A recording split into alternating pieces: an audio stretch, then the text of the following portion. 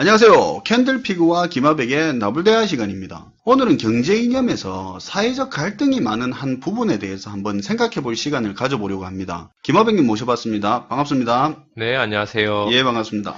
사실 캔들피그님이랑 제가 항상 붙어 있어서 작업하는 게 아니라 각자 자기 일 하다가 방송 나가기 일주 전에 한번 만나서 서로가 다룰 주제를 공유하고 녹화를 진행하는 그런 방식으로 영상을 제작하고 있는데요. 예, 그랬죠. 예. 그런데 캔들피그님이 월요일 날 방송한 주제랑 제가 오늘 준비한 주제의 내용이 상당 부분 겹쳐서 문제가 좀 있었습니다. 예, 안 그래도 그것 때문에 몇 시간 생쇼를 했습니다. 네. 그래서 캔들피그님이 준비한 내용은 그냥 월요일 날 방송 내보내는 걸로 하고, 그리고 오늘은 제가 원래 준비했던 내용 말고 양극화에 대해서 제가 평소에 가지고 있는 생각을 한번 풀어보고 좀 편하게 얘기하는 그런 시간으로 준비했습니다. 예, 우리 모두 익숙한 문장이 있는데요. 기회는 균등하고 과정은 공정하며 결과는 정의로워야 한다. 아마 어느 분이 하신 얘기인지는 다들 잘 아실 것 같고요. 이 문장을 처음 들었을 때 가슴 속에서 뭔지 모르겠지만 따뜻한 느낌이 막 올라오면서 아무것도 한 것도 없는데 나 스스로도 갑자기 정의로워질 것 같은 그런 기억이 있는데요. 예, 아마 많은 분들이 이 문장을 처음 들었을 때 각자 정도의 차이는 있겠지만 비슷한 감정을 느꼈을 거라 생각합니다. 예.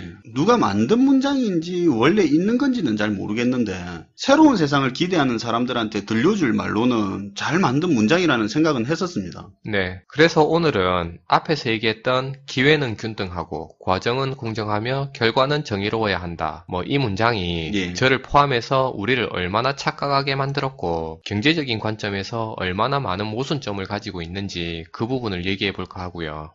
그 문장이 경제적인 관점에서 모순점이 있다는 의견이네요. 네, 그리고 오늘 내용도 저만의 개인적인 시각에서 혼자만의 해석으로 풀어가는 거니까 그 점은 참고해 주셨으면 좋을 것 같습니다. 예, 오늘 내용도 김하백님이 혼자 생각하는 내용이니까 확대 해석할 필요는 없어 보입니다. 네, 우리가 살아가는 경제체제는 사유재산이 인정되고 자본주의 경제 시스템 속에 머물러 있다는 점은 부정할 수 없는 사실인데요. 그렇죠. 지난 방송에서 캔들피그님이 우리는 현재 신자유주의 경제체제에서 살아가고 있다고 하셨는데 내나 그 내용하고 같은 맥락이라고 보면 됩니다. 예, 어쨌든 기본적으로는 앞에서 얘기한 이 경제체제를 유지하는 상태에서 신자유주의 시장경제를 유지하는 상태에서 네, 사람에 따라 조금 더 큰 정부를 지향하는 그런 경제체제를 추구할 수도 있고요. 예, 아니면 정부가 힘이 센 건 싫으니까 시장에 더 큰 힘을 실어줄 수 있는 그런 경제체제를 선택할 수도 있는 건데요. 큰 정부를 지향하든 작은 정부를 따르든 이렇든 저렇든 사유재산이 인정되는 자유시장 경제체제라는 속성은 남아있다는 얘기가 되는 겁니다. 정부가 시장 개입을 많이 하는 큰 정부든 네. 그렇지 않은 작은 정부든 어쨌든 자유시장 경제체제라는 이야기잖아요. 네. 우리가 살아가는 경제 시스템에 이런 속성이 남아있다면 앞에서 얘기한 기회는 균등하고 과정은 공정하며 결과는 정의로워야 한다라는 이 문장은 사실은 하나의 신기루에 불과한 그런 얘기가 될 수 있다는 건데요.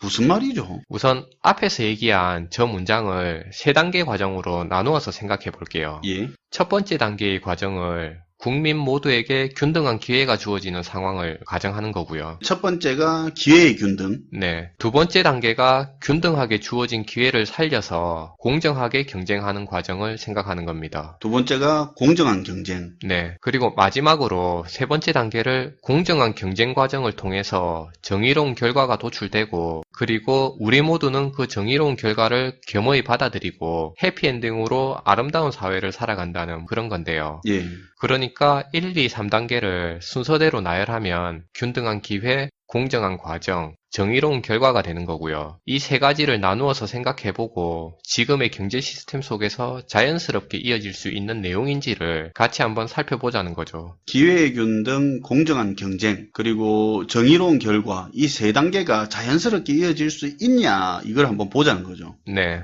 우선 세 번째 단계에 해당하는 정의로운 결과, 그러니까 결과가 정의롭다는 부분을 곰곰이 생각해보면 여기서부터 좀 납득하기 어려운 부분이 발생하는데요. 예, 사실 정의로운 결과라는 말이 개개인 각자가 받아들이기에 따라서 논란의 여지가 많이 남아있다는 얘기입니다. 개인마다 정의로운 결과라는 기준이 다르다는 거네요. 네, 예를 들면 우리가 어떤 행동을 했는데 그 행위를 통해 나온 결과물이 모두에게 똑같은 양과 똑같은 질의 형태로 일정하게 분배돼야 정의롭다는 말인지, 아니면 결과에 따라 승자와 패자가 생기듯이 등수나 차등이 분명히 생길 텐데 그런 결과에 따라서 격차를 둔 보상을 하는 게 정의로운 건지, 그리고 만약에 등수에 따라 격차를 둔 보상이 사회적으로 더 정의롭다고 그렇다고 치면 등수에 따른 그 보상의 크기를 얼마나 큰 비율의 격차를 두고 나누는 게 보다 정의로운 결과인지 각자 개인의 생각이 다 다를 수 있다는 건데요.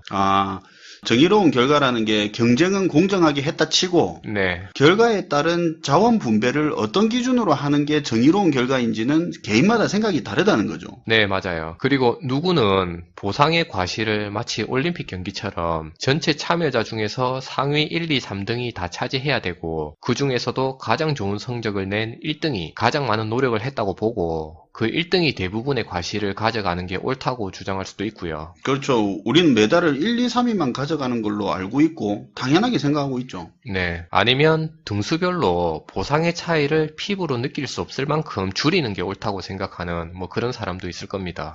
그렇게 볼 수도 있겠네요. 스포츠의 순수한 경쟁 자체를 높이 사서 선수들 모두에게 메달을 주자고 하는 사람도 있을 수도 있겠네요. 네. 그런데 전자의 경우처럼 격차를 많이 두고 보상하면 시장 참여자 간의 이질감이나 사회적 연대가 파괴되는 문제가 생길 수 있고요. 그렇죠. 그렇다고 너무 적은 격차는 경제 활동의 의욕을 꺾을 수도 있는 건데요. 맞습니다. 결과에 따라서 분배를 어떻게 할지 이것 때문에 항상 갈등이 많이 생기잖아요. 네. 당장 주변에 동업하는 사람들만 봐도 결과의 분배를 어떻게 할지 그런 것 때문에 갈등이 많잖아요. 네, 맞아요. 어떤 주장이 옳고 그르고를 떠나서 자본주의 시장 경제 체제에서 시장에 참여한 어떤 사람이 능력이 좋아서 성공하든 아니면 별 생각이나 노력 없이 대충 시작했는데 단지 시대를 잘 타고 나서 운빨로 성공하든, 그렇죠. 그것도 아니면 부모나 지인 등의 인맥으로 성공하든, 물론 합법적인 경우에 한해서 가정하는 겁니다. 당연하죠. 네, 그 어떤 방식이든 간에 성공의 결과를 얻었다면 그 사람이 승자고 승자가 더 큰 몫의 과실을 가져가는 것은 어찌 보면 당연한 건데요. 지금의 경제 체제에서 우리 모두가 사회적으로 합의한 사실인 건 부인할 수 없는 내용입니다. 그렇죠. 자본주의에선 모두가 합의한 내용이죠. 네, 그런데 앞에서도 얘기했지만 여기까지는 사회적으로 합의한 사실이 맞는데, 그러니까 승자가 더 큰 몫의 보상을 가져가는 것은 합의한 게 맞는데 예.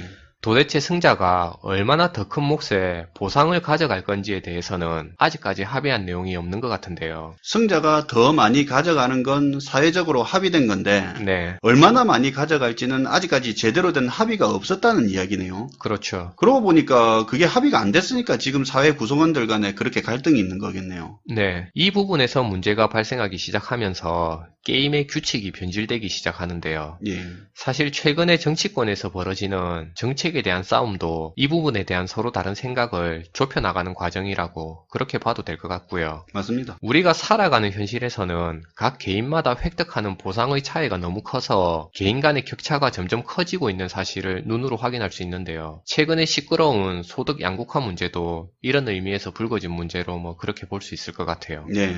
지금까지 얘기한 내용을 살펴보면 이렇게 각 개인 간의 보상의 격차가 과도하게 벌어지게 되면 게임의 규칙이 변질되기 시작한다고 얘기했습니다. 김하빈님, 조금 더 쉽게 진행해야 될 것 같은데요. 네. 그럼 한번 정리해서 얘기하면 예.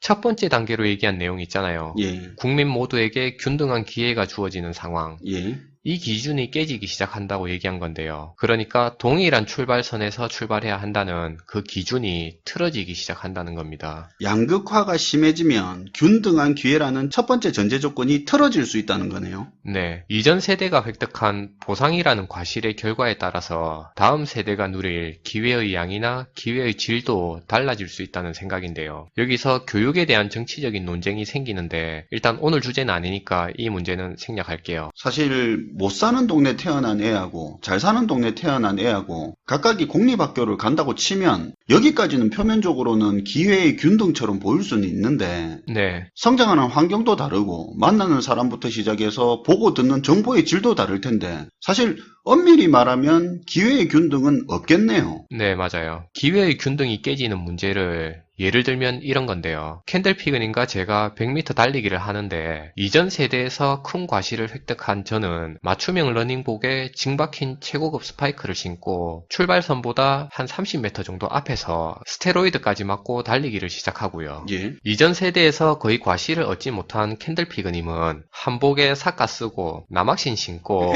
출발선보다 한 30m쯤 뒤에서 에헴하면서 달리기를 하는 겁니다. 예. 거기다 캔들피그님이 달리는 트랙은 자갈바 트랙이니까 남학신으로는 도저히 속도를 낼래야 낼 수 없는 그런 상황에서 시합을 하게 되는 거죠. 좀 심하네요. 일단 지금 현실이 그렇다는 건 맞죠? 네. 여기까지 내용을 정리하면 자본주의 자유시장 경제체제에서 도대체 어떤 게 정의로운 결과인지 결과의 정의로움에 대해서 사회적인 합의도 없는 상태에서 승자와 패자가 가려지게 되고요. 승패가 가려지는 그 과정에서 개인 간의 보상의 격차가 지나치게 크게 벌어지는 일이 세대를 거치면서 반복되게 되는데요. 그렇게 되면 다음 세대에 주어지는 기회의 균등이라는 그 기준점 역시 틀어질 수밖에 없다는 얘기를 하는 겁니다. 예. 지금 굉장히 현실적인 이야기를 하시는 것 같은데요. 네. 승자가 얼마나 더 가져갈지에 대해서 사회적인 합의가 없는 상태에서 소득의 격차는 존재하는 거고, 엄밀히 말하면 기회의 균등이라는 그럴싸한 말은 현실적으로 모순이라는 거잖아요. 맞습니다. 이렇게 결과의 정의로움에 대한 사회적 합의를 할 수 없는 이런 경제체제에서 물론 큰 관점에서 자유시장 경제체제가 잘못됐다고 얘기하는 건 아닙니다. 당연하죠. 김하백님 어떤 경제 이념 가지고 있는 줄 압니다. 네, 제가 얘기하는 부분은 어쨌든 현실적인 관점에서 보면 보상의 과실이 편중될 수밖에 없는 게 큰 흐름의 지금 시스템이고 이 부분은 솔직히 인정하고 적응하는 게 더 낫다는 건데요. 예. 어쨌든 그로 인해서 출발점이라고 할 수 있는 기회의 균등도 무너질 수밖에 없다는 겁니다. 일단 이런 부분은 인정하고 적응하자는 거잖아요. 그게 현실이니까. 네. 그런데 이렇게 기회의 균등이 무너졌다는 인식이 사회를 구성하는 각 계층으로 퍼져나가기 시작하면 공정한 과정을 해치는, 그러니까 부정행위에 대한 유혹이 생겨나기 시작하고요. 예. 게다가 결과에 대한 보상의 편차가 더 커지게 되면 시장 참여자들은 더 큰 보상을 획득하기 위해서 규칙을 어기는 빈도 역시 늘어나게 되는데요. 그렇죠. 편법이나 부정행위에 대한 유혹이 증가하고 그런 일이 자주 발생한다는 말은 결론적으로 두 번째 단계에 해당하는 공정한 경쟁이 점점 어려워지는 사회가 된다는 그런 얘기가 되는 겁니다. 그러니까 기회의 균등이라고 하는 게 말은 그럴듯하지만 현실적이지 않다는 그 부분은 그냥 인정하고 받아들이자는 거고, 네, 다만 개인 간의 격차가 더 심해지면 우리가 받아들이기 힘들 정도로 기회의 차이는 더 커지고 공정한 과정도 힘들어지는 사회가 될 수도 있다는 그런 이야기죠. 네, 맞아요. 파이를 키워서 서로에게 돌아가는 몫을 늘리는 그런 구조가 아니라 한정된 파이 내에서 더 많은 몫을 누가 차지할 건지를 겨루는 그런 과정에서는 공정한 과정은 힘들다는 생각이에요. 이야, 오늘 주제가 뻔한 것 같으면서도 참 어려운 내용이네요. 정리가 제대로 될지는 모르겠지만 정리를 하자면 우리가 살고 있는 게 사유재산이 인정되는 자유시장 경제체제인데 이 체제가 잘 돌아가려면 경쟁을 장려하면서도 승자가 만족할 만한 보상이 있어야 사회 시스템이 원활하게 돌아가는 건 맞는데 네, 어쨌든 그 과정에서 서로 차이 나는 자원의 분배는 생기게 되는 거고, 그렇죠. 그러면 애초부터 완전히 균등한 기회라는 건 현실적으로 힘드니까 이건 인정하고, 네, 다만 양극화가 심해지면 기회의 균등, 공정한 과정 이런 게 점점 어려워지는 거니까 서로 인정할 수 있는 정의로운 결과가 어떤 건지는 사회 구성원들끼리 인정할 건 인정하고 양보할 건 하면서 답을 찾아야 된다. 이 말이네요. 맞습니다. 그러니까 기회는 균등하고 과정은 공정하며 결과는 정의롭다라는 이 말은 아름다운 인생 같은 그런 문장하고 비슷하다는 생각이 드는데요. 예. 치열한 인생이 더 적절할 것 같은데 어쨌든 제 생각은 그렇다고 보는 거고요. 아까 초반에 기회는 균등하고 그 문장 있잖아요. 네, 어찌 보면 그 말이 신규로 같다고 하셨는데 이제 무슨 의미로 한 이야기인지는 이해가 가네요. 멋진 말이긴 한데 다시 보니까 현실적이지는 못하네요.